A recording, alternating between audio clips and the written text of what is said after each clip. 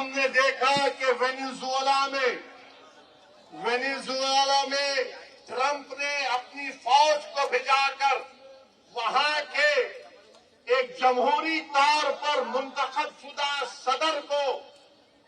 एक मुल्क से, उसी के मुल्क से उठाकर अमेरिका लेकर चले गए। नरेंद्र मोदी जी, अमित शाह, देवेंद्र फडणवीस,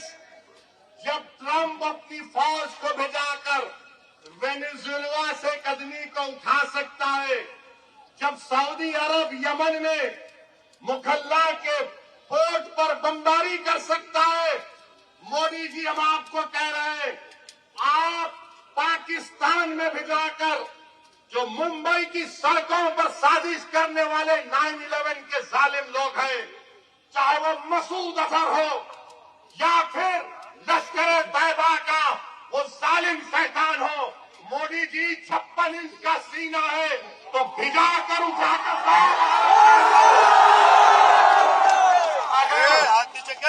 अगर ट्रंप कर सकता है तो क्या आप समझे?